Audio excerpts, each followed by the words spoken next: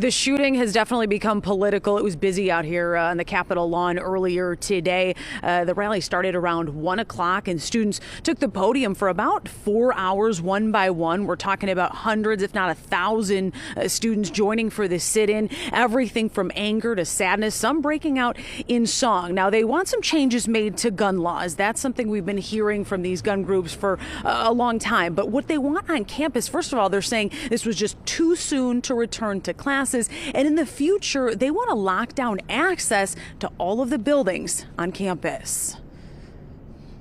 In the past week, my life changed drastically due to gun violence. 3 names.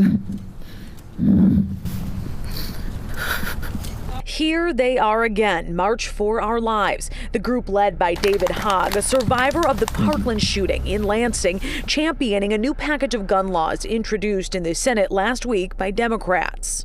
We know that we're divided. That's okay. That's part of democracy. What is not part of democracy is doing nothing in the face of existential threats to the domestic tranquility. The bulk of those new bills, safe storage laws, extended background checks, and red flag laws.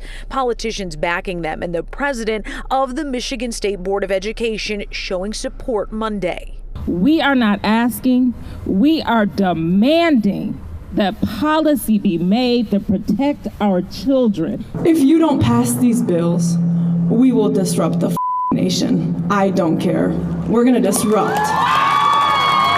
And then at the steps of the Capitol, a grassroots-led group staged a sit-in of hundreds of MSU students. I just realized that something needed to be done. I could not stand by any longer and let this happen. One of the organizers, Gabrielle Bain from Northville, says this group backing that gun package, but also asking for change on campus, including key card access into every building. The crime scenes, Berkey Hall, and the student union were open to the public.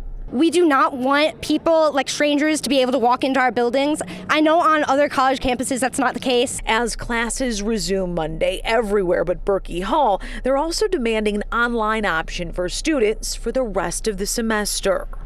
We just don't feel safe. A lot of students don't feel safe, and no one can learn in an environment where they're fearing for their lives. So those gun laws we talked about that were introduced by Democrats in the Senate last week, we're talking about safe storage, extended background checks, and red flag laws. Similar ones have not done well here in Michigan, in Lansing in the past. They didn't move past the legislature. So it will be interesting to see if any of the Republicans who generally do not support them will change their tune in the wake of the tragedy just a few miles away. Reporting live at the Capitol, Jessica Dupnack, Fox 2 News. Yeah, Jessica, of course, after missing MSU student Brendan Sento went missing, there was a call on the campus of Michigan State. Hey, we got to have cameras that work around here, because at the time they discovered there weren't a lot of cameras that worked. This is one way in which Mr. Sento's death does not go in vain, because those cameras actually caught this suspect this time. And I think, Rupe, it was 400 additional cameras that were put on campus. And one thing we heard from the chief over on campus is that what they're planning to do is create a real-time crime monitoring system so that all those cameras feed to one place. And if there is an incident, they can tap in right away. And that's what they're moving towards. It's a plan that started in the fall, but sadly was not completed as of last Monday.